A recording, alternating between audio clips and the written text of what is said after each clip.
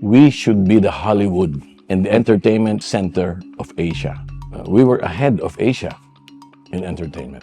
And who is entertaining the world? Filipino musicians, cruise ships and everything. It's our biggest export, actually, one of our biggest exports. Korea, 15 to 20 years ago, decided to support their musicians. They started producing this. They spend millions in music videos. Look at them now. The Koreans are ruling the world now in music. We should have been that. Everything naman we should have been.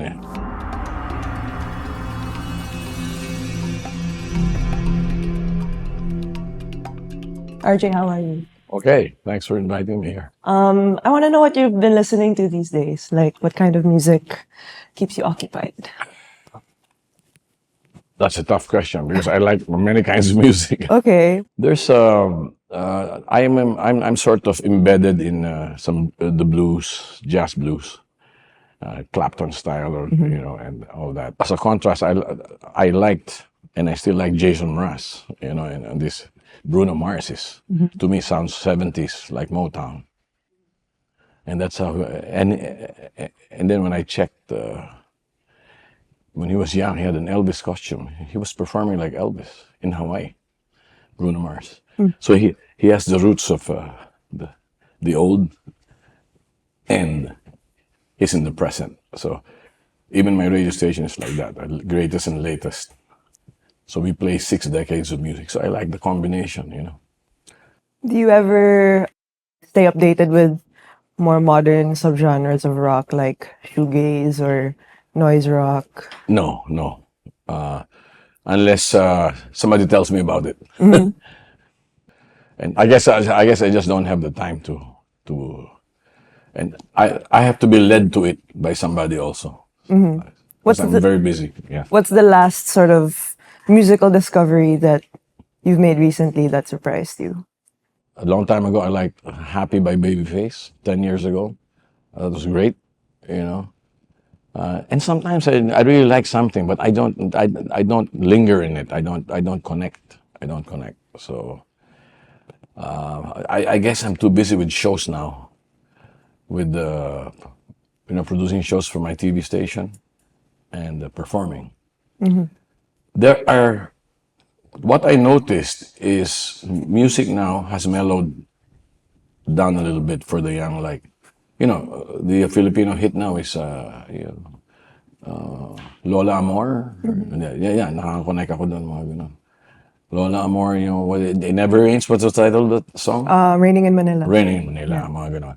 And it sort of reminds me of my Muli hit in the 80s. So, maybe that's the answer. Raining in Manila and all this. And then I think there's an outfit in Baguio that features bands, and they get a lot of views. Cozy Cove. Yeah, Cozy Cove. So somebody made me watch that, and I really enjoyed it. I enjoyed it. The audio quality of it. Audio quality and the thing is, there's a melody now, and that's what got lost sometimes during the years of the metal rock and hard rock and all that. So. Change is always new things are always good, but then it settles down. It gets overdone, and then it settles down and becomes part of your life. So my saying is always, a good song is a good song is a good song, and it's a good song. It will come out. Good song. It will come out. Right. RJ, you're often cited as pioneer in rock and roll in the Philippines. I want to know how you feel about that title. Kasi were you thinking na when you were starting a band with your friends as a teenager, did you think na, baka may ibang tao na kagaya ko, that it's doing the same thing as me? Or No. Were you aware that you were pioneering something? No, I was not aware. I was just having fun, and I'm still having fun. So I was not really aware. I was not planning to be in it long because I come from a business family, a banking and steel family, and I was supposed to be a business tycoon. But my father was a piano player too, so we had music in the house, and my Lola used to sing the opera. So there was that music strain. So I never really planned to. I never thought it would last this long, really. Even when I started Bistro in 1986, I thought this is good for 2 years. That's long already. But somehow things just happen, and I think each of us has an assignment from God. No matter what you do, you end up there. Is it because you always thought na very transient lang ang music, that it was never meant to be a permanent thing? Like, did you grow up learning that? Yes, it was a hobby to me. Okay, but a passion at the same time. So it got augmented when I combined it with a radio station in the backyard, and I could experience the fun that people were having. You know, at that time, music was really fun. You had the Beach Boys. You had, my radio station introduced the Beach Boys, the Beatles, Eric Clapton, and I was just lucky that I was in a position to buy all these records ahead of time from the U.S. and from England, and I exposed it first in the Philippines. But I was just having fun. And it just happened. Because even this, my first hit was my first composition. A long time ago, GMA 7 had DCXX and DCBB radio. Then they had Channel 7. This was not yet GMA. It was headed by Bob Stewart, who was married to a Jimenez, and Jimenez owned the majority of Channel 7. That's how it started. He was also an out-of-the-box guy. But anyway, there was a DJ there that heard us performing in the studio there. My school band, the Riots. The Riots were performing, and he thought somebody stole my record. Why? It was his own words that said it. Huh? Well, I was the only one subscribing to Billboard. Siya lang daw. It was his pride. And all of a sudden, there's this. He's hearing this music there in the studio being played. The Ventures, Walk Don't Run, the instrumental number. Somebody stole my record. So he goes down. It was us. It was my school band playing in front of an audience. So I said, "Can I have a radio show? I want to give you a radio show called RJ and the Riots Show." So he named us RJ and the Riots. You know. And every morning, it had such a big following. The students would wake up to it every morning. Gising na, RJ na. And then he would play this tune. Can you compose a tune? He was, as his theme song. So I wrote I composed an instrumental number, and it became a hit. I guess it's a lot of it is timing and luck, I think. Yeah. Nice. You came up during pivotal time in technology and music, Yeah. Particularly with electric instruments and the guitar. Yeah. With all the amps and the technology and the gear that comes with that. I want to know, like, what your experience was like experiencing that transition. I'm reminded kasi of Bob Dylan and the Newport Festival and all the flack that he got about that. So did you ever experience that type of pushback when you were starting with electric instruments here? That type of controversy or pushback? Is that what you're saying? Yeah, I guess like there was a lot of pushback with electric instruments in music, and I wonder when you were pioneering, I guess, the genre Yeah. and the music here, Yeah, did you yeah. experience that? Well, at that time, parents were also objecting to Elvis Presley because of his hips. It was. But no, I think it was welcomed by the youth very much. But the older generation, probably there was this noisy, electric noisy, because at that time the only noisy instruments were the brasses. That's why you had jazz in them, because they didn't have the sound system Right. or the amplifier to amplify the guitar and the synthesizers. So to entertain big crowds, you had to have brasses. So anyway, that was the revolution then. So we were the first ones actually that had a genuine set of Fender guitars and amps, which was the sound that was going up at that time. The California sound, sunny, fun, surfing, you know, convertibles and all that. So we were welcomed, I think, by the generation. So our first slogan was, this is your teenage station, serving the teenage nation. Hey, you champoy eating kids. Love mga DJ namin ganun. A while ago, before we started rolling, you're talking about how you started your radio station at Yeah. home. Tell me about, I guess, was it very scrappy? I know you were having fun also, but what was it like to be DIY at that time in the Philippines? You know, it was just it was I just got my classmates. Come on, you be DJs, you know, and then we'll have parties that was my bribe. We'll have parties every Friday and every weekend. We'll just enjoy the music. You know, we'll have parties outside the booth. Well, drinking a little, you know. We were third to fourth year college. So it was a bit chaotic, but not rough. No, we enjoyed it. It was good, clean fun at that time. So there was no set rules or company policies or anything like that. Nothing. Just having fun. And just if you promise something, then just deliver. You know, if you want to show up here, don't be late. You know. So some would cut classes and show up. Committed. Committed. Yeah. And also you were talking about how, you know, starting a radio station, then obviously you needed permits and transmitters and the gear.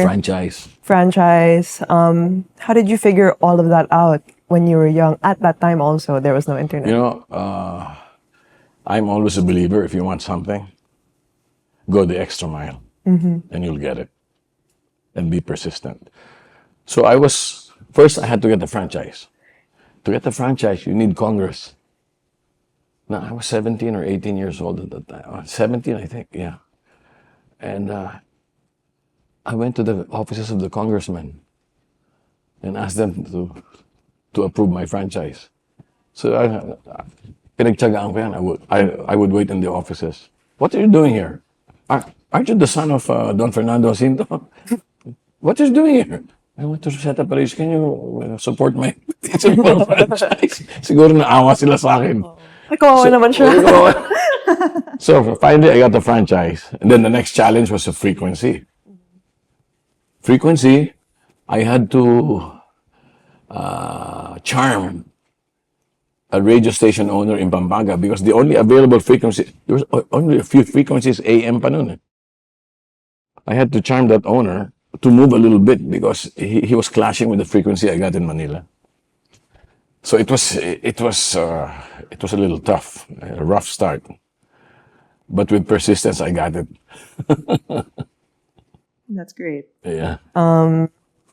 What could you tell me about the essence of Filipino counterculture at the time? Because, you know, you guys were kids.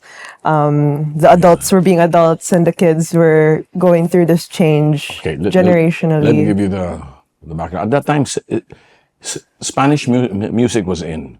Okay. No, trio Los Panchos, acoustic, cumbanchero they used to call it. Cumbanchero. Okay. Conga, stand-up bass. They would load it in a taxi. I don't know how they put it in a taxi. Big bass. Not the solo guitar lang. Was it like... No, it's like a rhythm guitar, nylon guitar, lead guitar, and a bass. Right, okay. And then they would sing. Then when you would go to clubs or restaurants, they would sing that. They would sing Bésame mucho and all that. So that was the backdrop, Spanish, cumbanchero. Just before rock and roll happened, electric guitars happened. So when we performed, my first public performance was at the Ateneo Covered Courts. I was fourth year high school, Christmas program, December 5, 1960. We had a kerosene uh, container as base. It was laid down like that. There's a gut, the animal gut, So one string bass. Nice. One string bass. So then I had a little amp to cover the whole covered chords of Ateneo that I bought in Japan, Teisco amp. And I plugged my guitar there, and then we bought a bass amp in Raon that was really, really not good. But anyway, it was moving like that when you played the bass. That's how we started. And the whole high school really roared and really enjoyed it, because of the electric sound, So I played instrumentals first, That's how it started. Okay. And then it graduated to Fenders and all that. Yeah. Did you ever feel, a pressure to cater to audience expectations? Was there was of course the desire to have fun, but as you progressed in music and you realized there was something there, did you ever feel a pressure to appear respectable? Yeah, because the danger there is you're always saying, "Oh, you're too popish. You're not. You lose your edge. You're too pop. You're too." There's nothing wrong with that. Unless you're insecure, Paul McCartney still sings "Hey Jude." Eric Clapton still sings "Wonderful Tonight." So to me, the number one is the audience. You can be the best musician in the world, but if you have no effect. If you have no effect, that doesn't count much. Now, if you want to please yourself, then you play alone. Please yourself or with an audience that will appreciate it. But I sort of, kasi para sa akin, importante yung tao. Because they pay to see you. I've had a bistro this is our 40th year. I started in 1986. I think it is the longest lasting music lounge. Why? Because I put them, I put the audience always. I never shortchange them. I think that's why I lasted, because I respect them. And I'm there to make them happy, to make them forget their problems, and to sing together and to unite in music. So you never appeared about it, or you never had like a Insecurity reckoning about it? Yeah, or just like there's some people who maybe learn very later na, oh, actually pop music's okay. And there are some people who are very like, I guess, purist about music. Did you ever have a phase na ganun ka? Well, to me, sometimes I want to be different, of course, Like when George Benson came out, I would play. My big hit Muli was influenced by George Benson sounds, guitar playing. So, but I really, now everybody's shredding. I never really were. I was never really too much of an effects man. I'm a simple, simple lang mga effects ko, I don't. So it's really, I'm not even insecure about it. A lot of people want to impress people. Many musicians play for other musicians, so their status goes up with these musicians. I'm not like that. Never like that. Of course, there are moments that you want to experiment, and but I don't have that insecurity at all. Good song is a good song is a good song. A good song is a good song is a good song. I want to talk about when you were living in exile in the US for a while. Yeah. I can imagine the feelings, and you can correct me if I'm wrong, the feelings might have been bittersweet because on the one hand, your home country was in turmoil, but on the other, you had unprecedented access to music. Correct. So, is that the way you felt? And if so, like, how did you grapple with that? Well, I always had a 4-track Tascam or TIAC, reel to reel. If I wanted to record, I would just, record by myself 4 times. It's 4-track, and compose songs. So the technology was there, but my feeling then was, the country was as you said, was in turmoil, and God put me there. But I started to realize how valuable your country is. and your identity, our passports were canceled. You know, we had to seek asylum. Believe it or not, I still have a UN refugee passport, Up to this day. a travel document. No, I don't use it, but I kept it. Okay. I was supposed to return it. I didn't return it. But Souvenir. so it just enriched my love for the country, and that was the best. That was the time when I felt abandoned and lonely, and deprived of my country. That was the time that I wrote the best songs. Like I have a song called "Freedom in the Sun." How I'd like to see the sunset coming down Manila Bay, like the magic of the Golden Gate down in San Francisco Bay. Why don't you come on back to me? Pretty baby, my freedom in the sun. Yan, lumalabas yung mga feelings mo kasi.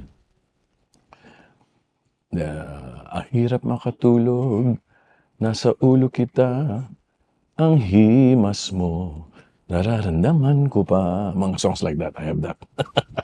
So I have a lot of originals. People just don't realize it. How did living in the US influence your approach to music? A lot, because in the US, learning is open. I don't know if it's still like that today. No, I don't know. But before, if somebody learned a nice guitar solo, he would hide it from you how he would do it.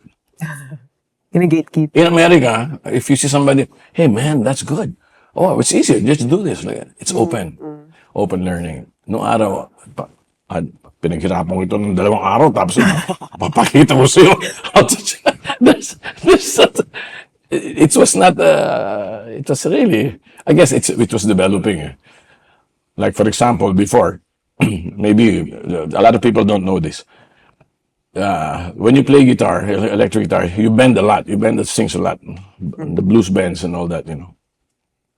And I was trying to bend this string. And the strings before were 12 to 30, kakapal ng strings. And then the Ventures came here, and I met them, and I performed with them, and I played guitar with them. I said, no, how it started was we used banjo strings for the first and second. That's why we could bend it. Dito, dumudugo na yung kamay mo, hindi mo pa mabend. You know, so, little things like that, no? Little things like that. And that's how string gauges started. First, they used banjo. They put 1-1. The first string was also in the second string, so they could bend it. So these are, it was developing. It was developing at that time. So in America, you can. It's free access. But now you're okay because you have the YouTube already. YouTube University. Yeah, so okay na. You don't have to travel. You've mentioned also in an interview that little did you know na Radyo Bandido would be used to rally the Filipino people at Yeah. EDSA. I guess when you came back, were you sort of, was there ever a sense of idealism? Oh yeah, Right. because everybody was united. When I came back, wala kang kaaway, lahat kaibigan mo. And when I started Bistro in Pasay Road, in Makati, it was so full, I could not even go to the stage. Every day yan, for about 2 years or something. And when the waiter, this guy wanted a beer, and yung bar nandito. So the people would, the waiter could not go. So the people would, itong beer mo. Tulungan talaga, no? And yung sukli, ito, sukli. They could not know, ang sarap ng Pilipinas na ganito. Everybody is helping each other, you know? That was the feeling at that time. How would you compare it to before you left? Well, before I left kasi marami ng mga communist issues, mga rebels, gano'n, marami na eh. So tense. Marami na. So this was really glorious. I mean, your feeling was that kakaibigan tayo lahat. There's no use naman fighting. Gano'n. Okay. In 1988, you started RJ Guitars. Yes. which meant as a business person, you saw a demand for affordable guitars in the Philippines. Kagagaling mo lang din Yes. ng US. Was there a sense that because you started RJ Guitars that not a lot had changed since instruments as basic as the guitar were still inaccessible to ordinary Filipinos? Yes, you're right. Walang progress. Grabe yun, no? Yeah, grabe. Because, I mean, after 14 and a half years, ganun pa rin. Ang tataas ng action ng gitara, hindi mo matugtog. Wala. Local guitars were really behind. Right. Really. And, you know, we should be the number one in Asia. Bakit? Because Spanish influenced tayo for 400 years. Cebu was making good guitars. But it didn't. When there was no follow up, there was no industry support also. So wala. So I looked at it. The king then was the synthesizer and drum machines. 80s eh. Okay, so I want to bring street music back. The music of the streets, the music of the people. So I started Bistro RJ and bands again to prove that you can hire bands and still make money, you know. Because the bands before were just traveling. Nasa Subic na lang sila tumutugtog for the Americans. Walang hanap buhay dito. Disco or piano bar. So, I was able to show that you can survive hiring bands. We had 2 to 3 bands a night, even Sundays. Did you run 7 days a week? But when we started, you know, so so yeah. I don't want to talk too much. No, you should be talking. It's great to have you talking for us. It's really talaga, you know what, can I say something? Okay. Okay. You're not asking me this, but I'd like to tell you something. We should be the Hollywood and the entertainment center of Asia. Not Singapore, not Indonesia. Okay? Why do you think that is?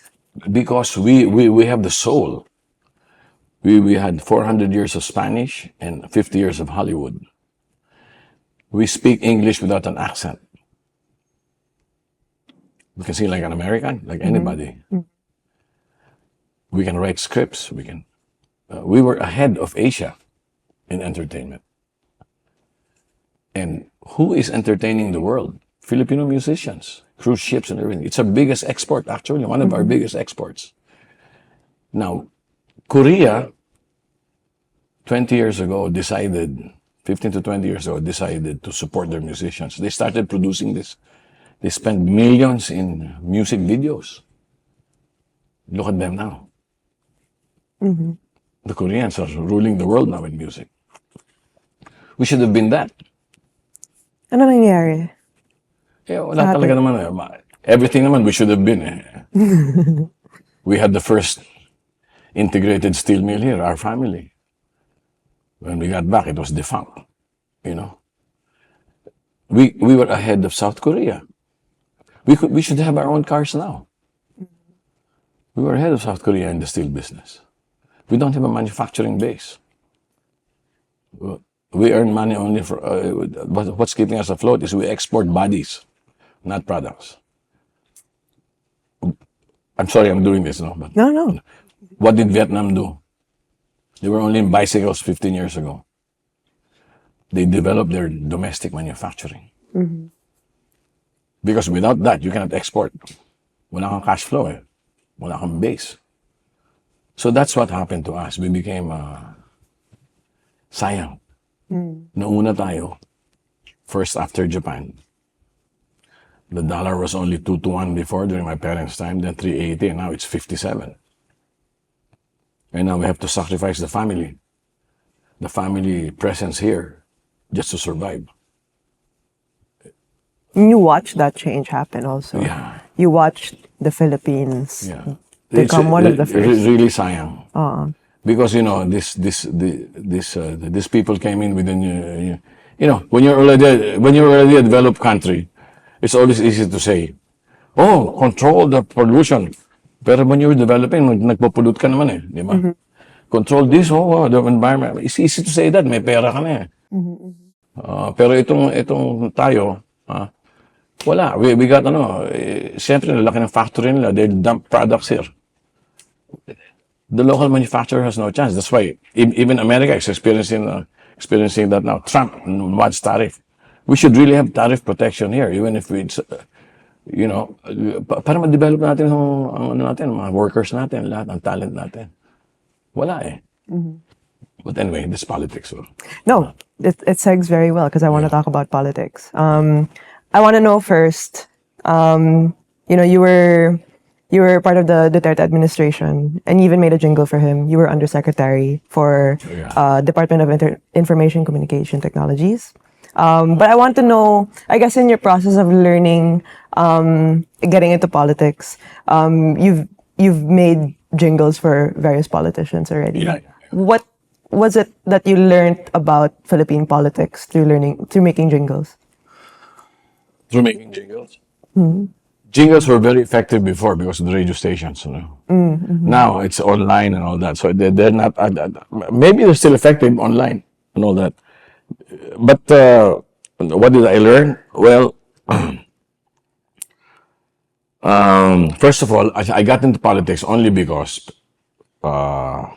candidate Ramos at that time called me up. They were because Cory broke away from Mitra in his party, so they had to form another party, Lakas, NUCD.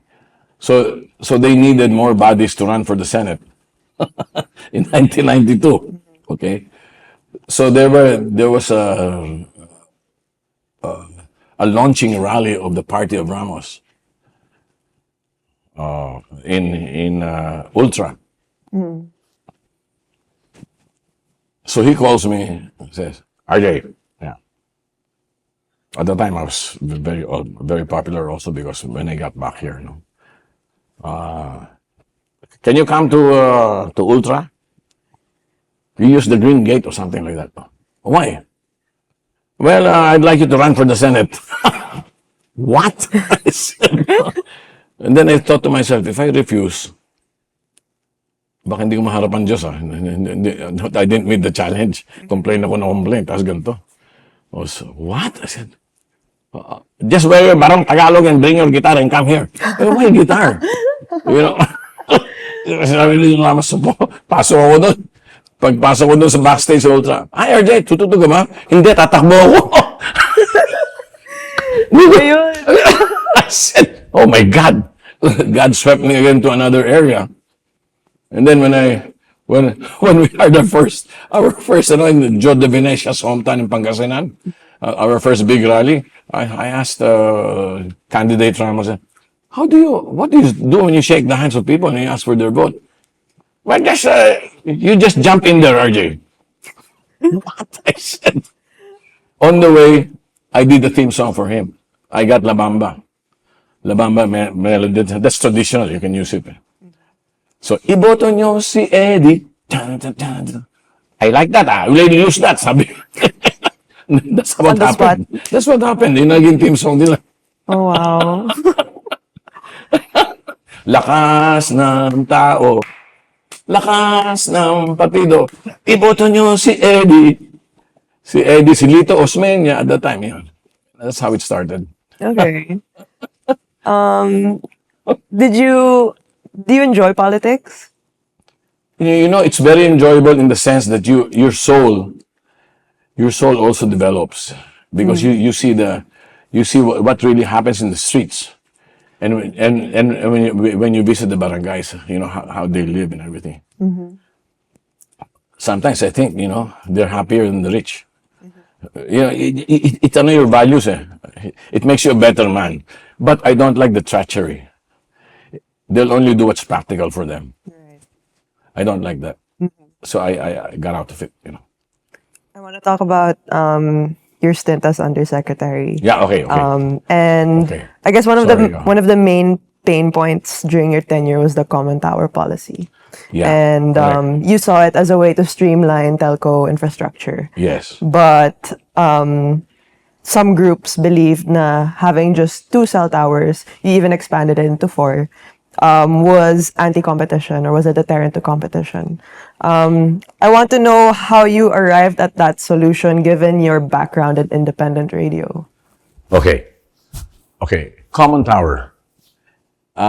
Many developed countries have had common towers already because it's not practical that when Globe puts up here, you know, Smart will put up here again, then another one will put up here. Why don't you just share a tower and spend your money on the services to service the people?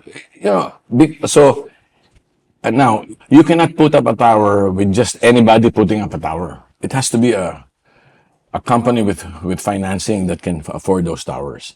But you get a commitment. We needed 50,000 common towers. Yeah, compared to our population. We only had 15,000. That's why yung calls nyo, paputol because the traffic cannot stand it. And they will only put up a tower when there's already, which comes first? The tower or the supply? The supply or demand, you know? So they would never put up a tower in a place that's rural because it won't pay back.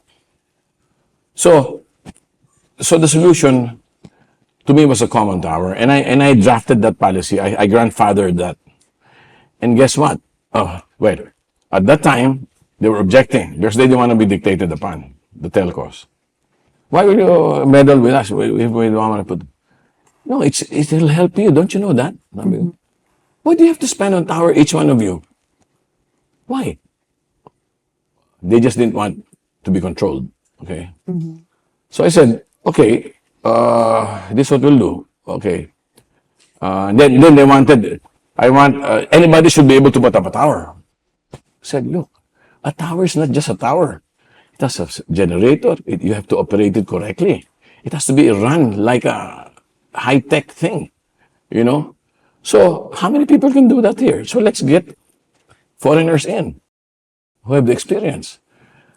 So I was just at first I was a political advisor, and I remained a political advisor. No, presidential advisor for economic affairs and telco. Okay. So I had a hard time, but it was approved by the cabinet and everything, but they still blocked me because at that time, DICT head was Rio. Okay, Rio, and he said yes to me, and then he said yes, and then didn't do it. Okay, so stumbling blocks were put on me, and then at that time when Rio resigned, Honasan was appointed secretary, and the president put me there as undersecretary. But I was really a secretary rank before.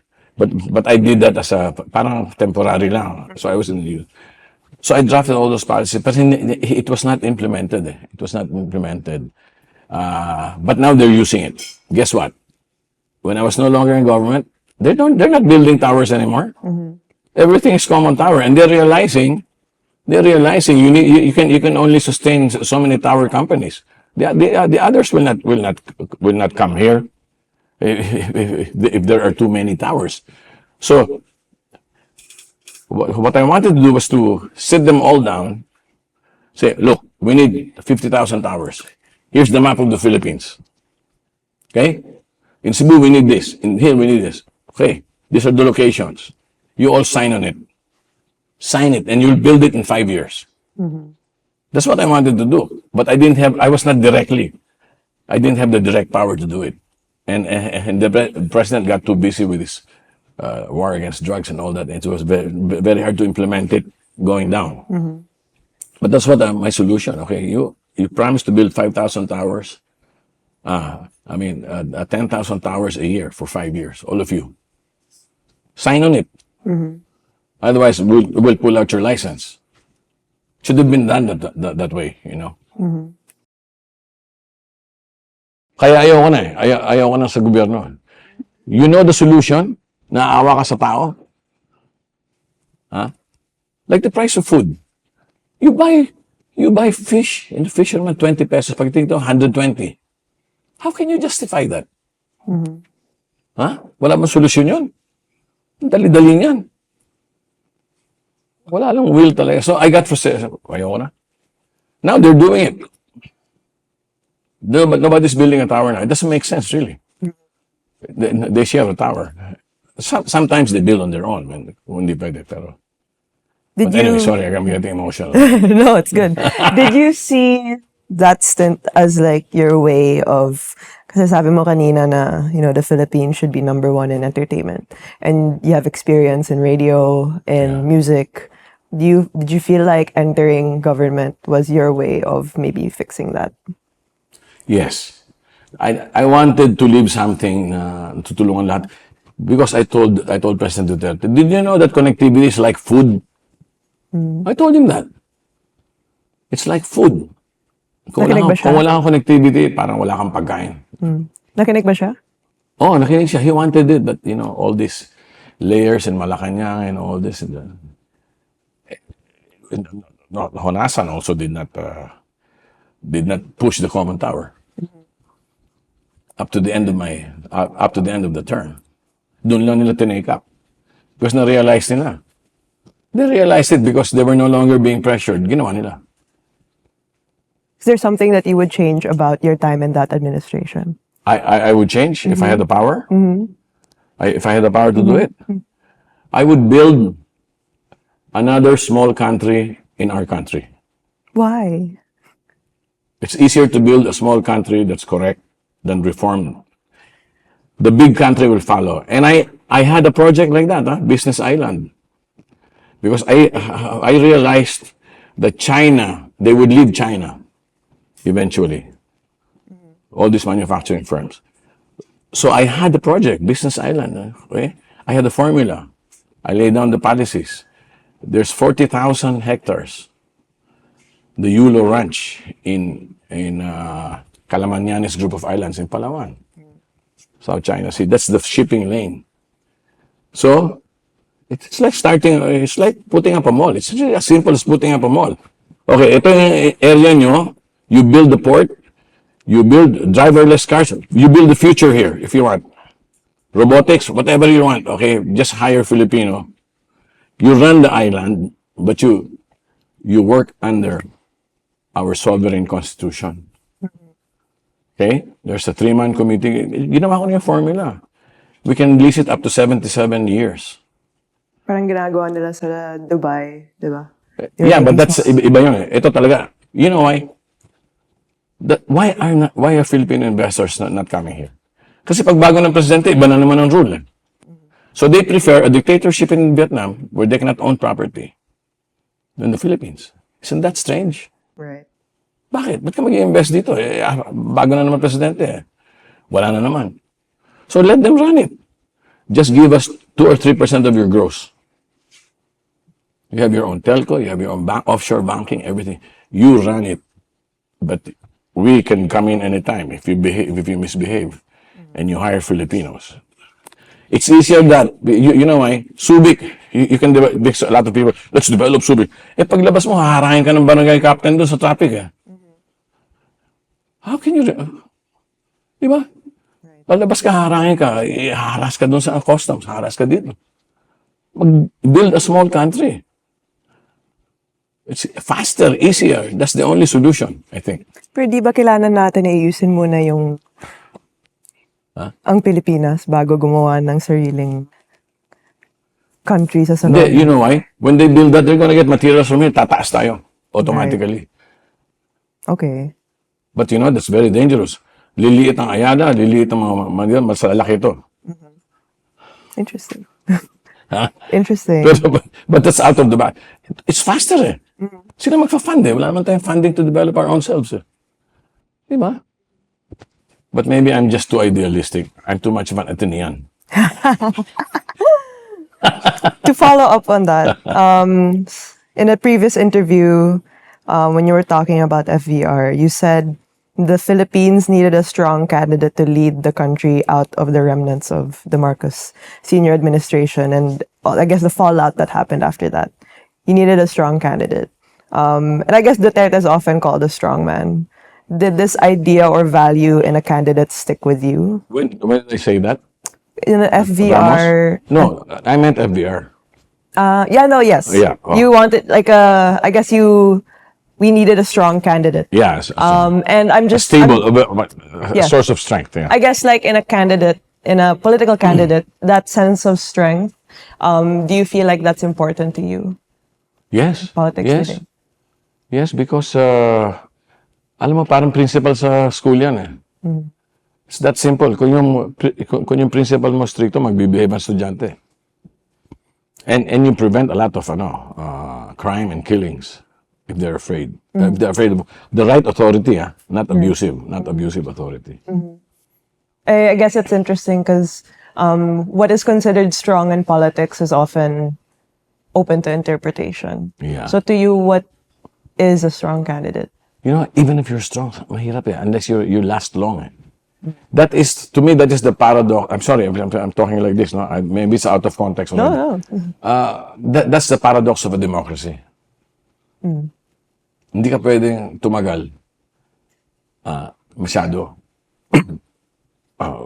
Which is also the strength because the people can change you, you know. But, to reform the Philippines, it's got to be, I think you have to start from yung bata. When you take something, return it. If you fly over Japan, and you're landing in Japan, there are stones in the airport.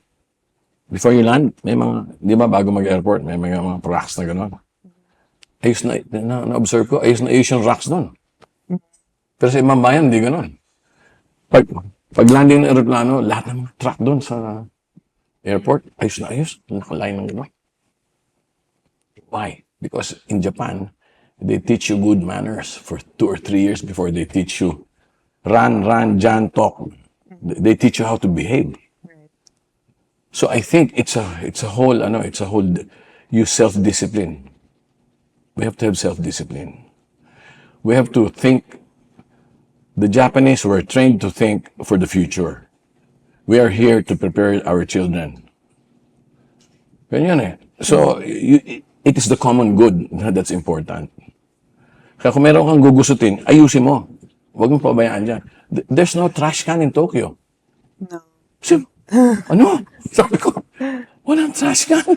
Tagal makatapon ng basura. Ikaw nang bahala. Basura. And then, in the morning, I see senior citizens very proud with their chapa. Nagwawalis dun sa ano. Yan ang kailangan natin. It's up to us. That's why education is so important. And values. Sayang talented tayo. We're the most talented people.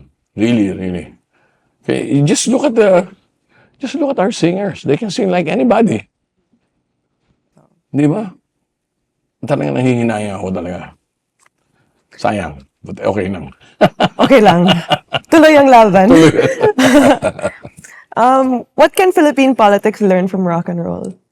Rock and roll, it's a good attitude because you're free to experiment. And then you're happy and you're united. As they say, music is one of the most powerful forces in the world because you can make people retreat with music, can make them attack in war. You can make them cry. You can make them. If you win their emotion, you win them. Why does the US dominate us? Not because of arms only. It's because we adapted their culture to Michael Jackson, to di ba? It wins the heart. Importante. I guess my last question, tying into that, bilang isang musikero, what do you feel is the most important issue facing Filipino musicians right now that you feel like has happened for years already? I really don't know what should come first. We lift the economy so that the musicians will have a future. Because Ang kinikita ng musician, really. Even I cannot pay them too much. I want to pay them a lot, but I won't have a going business. I'll be bankrupt also, you know. It's just the whole system, eh. Sayang talaga because